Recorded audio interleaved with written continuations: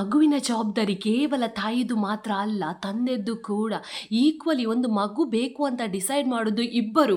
ಇಬ್ಬರಿಗೋಸ್ಕರ ನಾವು ಮಗು ಬೇಕು ಅಂತ ಡಿಸೈಡ್ ಮಾಡಿದ್ಮೇಲೆ ಒಬ್ಬರು ಮಾತ್ರ ಈ ಜವಾಬ್ದಾರಿ ತಗೊಳ್ಳೋದು ಎಷ್ಟು ತಪ್ಪು.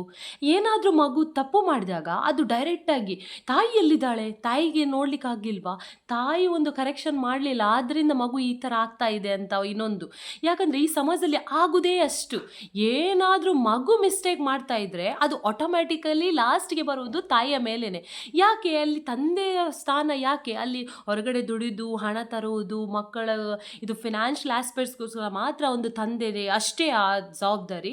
ತಾಯಿ ಮತ್ತು ತಂದೆ ಈಕ್ವಲಿ ಇಂಪಾರ್ಟೆಂಟ್. ಒಂದು ತಾಯಿಗೆ ಯಾಕೆ ಹೊರಗಡೆ ಕೆಲಸ ಮಾಡ್ತಾ ಇದ್ರೂ ಕೂಡ ಒಂದು ತಾಯಿ ಒಂದು ಮಗುನ ನೋಡಲೇಬೇಕು. ಈ ಸಮಾಜ ನೋಡುವ ದೃಷ್ಟಿನೇ ಅದೇ.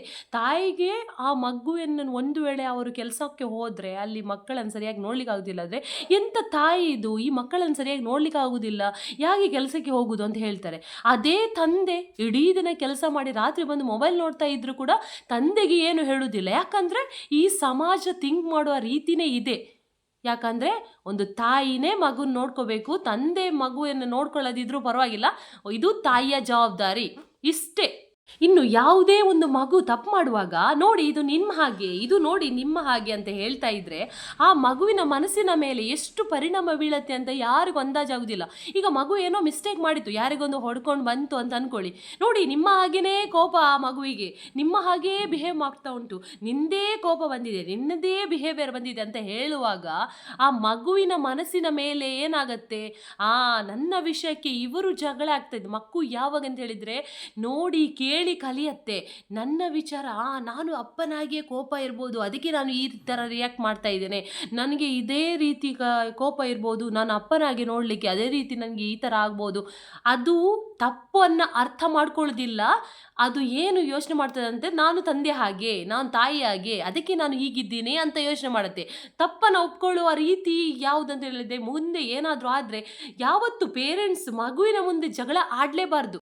ಗಮನಿಸಿದ್ದೀರಾ ಇಲ್ವಾ ಗೊತ್ತಿಲ್ಲ, ಆದರೆ ಒಂದು ಹೆಣ್ಣು ಮಗು ಮನೆಯಲ್ಲಿದ್ದರೆ ತಾಯಿ ಒಂದು ಲಿಪ್ಸ್ಟಿಕ್ ಹಾಕ್ತಾ ಇದ್ರು ನನಗೆ ಕೂಡ ಹಾಕು ಅಂತ ಹೇಳ್ತದೆ. ಅದು ಯಾಕಂದರೆ ತಾಯಿಯನ್ನು ನೋಡಿ ಒಂದು ಮಗು ಕಲಿಯತ್ತೆ, ನನಗೂ ಕೂಡ ಈ ಥರ ಹಾಕಬೇಕು, ನನಗೆ ಕೂಡ ಲಿಪ್ಸ್ಟಿಕ್ ಹಾಕಬೇಕು, ಬಿಂದಿಗೆ ಹಾಕಬೇಕು, ಎಲ್ಲವನ್ನ ತಾಯಿಯನ್ನು ನೋಡಿ ಕಲಿತದೆ ಚಿಕ್ಕ ಮಗು. ಅದೇ ಗಂಡು ಮಗ ಇದ್ದರೆ ತಂದೆಯನ್ನು ನೋಡಿ ಕಲಿಯತ್ತೆ, ನೋಡಿ ನನಗೆ ಈ ಥರ ಗಾಡಿ ಓಡಿಸಬೇಕು, ತಂದೆ ಥರ ನಾನು ಸ್ಟ್ರಾಂಗ್ ಆಗಬೇಕು. ಹೆಚ್ಚಾಗಿ ನೋಡಿ ನೀವು ಹೆಚ್ಚಾಗಿ, ಯಾಕಂದರೆ ಒಂದು ಮಗುವಿನ ಜೊತೆ ಆಟ ಆಡೋದು, ಮಗುವಿಗೆ ಒಂದು ಟೈಮ್ ಕೊಡೋದು, ಅವರ ಜೊತೆ ಅವರು ಏನು ಮಾಡ್ತಾ ಇದ್ದಾರೆ, ಅವರ ವಿಚಾರ ಏನು, ಅವ್ರ ಜೊತೆ ಅಷ್ಟು ಇಂಪಾರ್ಟೆಂಟ್ ಆಗುತ್ತೆ. ಯಾಕಂದರೆ ತಂದೆಯ ಜಾಗವನ್ನು ತಾಯಿ ತುಂಬಲಿಕ್ಕೆ ಆಗೋದಿಲ್ಲ, ತಾಯಿಯ ಇದು ಜಾಗವನ್ನು ತಂದೆ ತುಂಬಲಿಕ್ಕೆ ಸಾಧ್ಯನೇ ಇಲ್ಲ. ಆದ್ದರಿಂದ ಇಬ್ಬರು ಕೂಡ ಈಕ್ವಲಿ ಇರ್ತಾರೆ. ಯಾಕಂದರೆ ತಂದೆಯ ಜವಾಬ್ದಾರಿ, ತಾಯಿಯ ಜವಾಬ್ದಾರಿ ಬೇರೆ ಬೇರೆ. ಈ ಎರಡನ್ನು ಒಂದೇ ವ್ಯಕ್ತಿಯನ್ನು ತುಂಬಿಸಲಿಕ್ಕೆ ಸಾಧ್ಯನೇ ಇಲ್ಲ. ಆದ್ದರಿಂದ ಒಂದು ಮಗು ಬೇಕು ಅಂತ ಹೇಳುವಾಗ ಒಂದು ಯೋಚನೆ ಮಾಡಬೇಕು, ಇದು ಜವಾಬ್ದಾರಿ ಇಬ್ಬರದು, ಒಬ್ಬರದು ಮಾತ್ರ ಅಲ್ಲ ಅಂತ.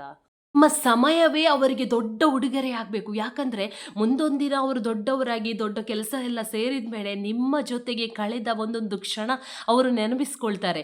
ನಾನು ಚಿಕ್ಕದಿರುವಾಗ ನನ್ನ ತಂದೆಗೆ ನನ್ನ ಹೆಗಲ ಮೇಲೆ ಕೂತ್ಕೊಳ್ಳಿಸಿದ್ರು, ನನಗೆ ಸ್ಕೂಲಿಗೆ ಕಳಿಸ್ತಾ ಇದ್ರು, ಕಾರಲ್ಲಿ ಕರ್ಕೊಂಡು ಹೋಗ್ತಾ ಇದ್ರು, ಎಲ್ಲ ಸಣ್ಣ ಸಣ್ಣ ಮೆಮೊರೀಸ್. ಈಗ ನಮಗೆ ಕೂಡ ಇರ್ಬೋದು, ನಾವು ಸಣ್ಣದಿರುವಾಗ ಸೈಕಲಲ್ಲಿ ಕರ್ಕೊಂಡು ಹೋದದ್ದಾಗಿರ್ಬೋದು, ಅಪರೂಪಕ್ಕೆ ನಮಗೆ ಏನಾದರೂ ತಂದು ಕೊಟ್ಟದ್ದಾಗಿರ್ಬೋದು, ಎಲ್ಲ ಸಣ್ಣ ಸಣ್ಣ ಕ್ಷಣವನ್ನು ನಾವು ನೆನಪಿಸ್ಕೊಳ್ತೇವೆ. ಆ ಒಂದು ಸಮಯದ ಮಹತ್ವ ಅದು ದೊಡ್ಡದಾದ್ಮೇಲೆ ಆ ಮಕ್ಕಳಿಗೆ ಗೊತ್ತಾಗತ್ತೆ. ಒಂದು ತಂದೆಯ ಸ್ಥಾನ ಏನು, ತಾಯಿಯ ಒಂದು ಸ್ಥಾನ ಏನು, ಅವರ ಜವಾಬ್ದಾರಿ ಏನು, ಎಲ್ಲ ಅರ್ಥ ಆಗತ್ತೆ. ಆದ್ರಿಂದ ಸಮಯ ಜಾಸ್ತಿ ನೀವು ಮಕ್ಕಳಿಗೆ ಕೊಡಲೇಬೇಕು. ಏನಂತ ಹೇಳಿದರೆ, ಓದಿಸುವ ಒಂದು ವಿಚಾರದಲ್ಲಿ ತಂದೆ ಯಾವತ್ತೂ ಒಂದು ನಾನು ಕೇಳಲಿಲ್ಲ ಎಲ್ಲಿಯಾದರೂ ಹೋಮ್ವರ್ಕ್ ಮಾಡಿಸೋದಾಗಿರ್ಬೋದು, ಇದೆಲ್ಲ ತಾಯಿಗೇ ಕೊಡೋದು. ಯಾಕೆ? ಒಂದು ಫಿನಾನ್ಷಿಯಲ್ ಈಗ ಸ್ಕೂಲಿಗೆ ಒಂದು ಎಷ್ಟು ಫೀಸ್ ಇದ್ದರೆ ಅದನ್ನು ತಂದು ಕೊಡೋದು ಮಾತ್ರ ತಂದೆಯ ಜವಾಬ್ದಾರಿ ಅಲ್ಲ. ಅವರಿಗೆ ಹೋಮ್ವರ್ಕ್ ಇರಲಿ, ಏನೇ ಸ್ಕೂಲಲ್ಲಿ ಏನೇ ಆದರೂ ಇದೆಲ್ಲ ತಾಯಿಯ ಮೇಲೇ ಹೊರೆ ಹಾಕೋದು. ಯಾಕೆ? ಒಂದು ಪ್ರಾಜೆಕ್ಟ್ಸ್ ಇರಲಿ, ಏನೇ ಇರಲಿ, ತಾಯಿ ಮಾತ್ರ ಇದಕ್ಕೆ ಜವಾಬ್ದಾರಿ ಅಲ್ಲ, ತಂದೆ ಕೂಡ ಮಾಡ್ಬೋದು.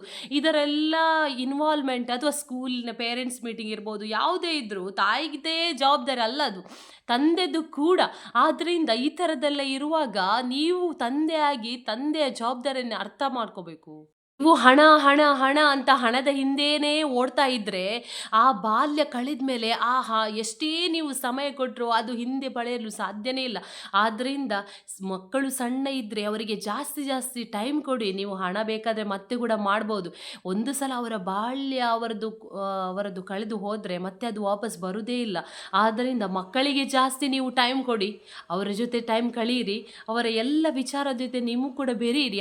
ವಿಚಾರ ಏನಂತ ಹೇಳಿದೆ, ಮಕ್ಕಳ ಮುಂದೆ ನೀವು ಯಾವತ್ತೂ ಜಗಳ ಆಡಬೇಡಿ.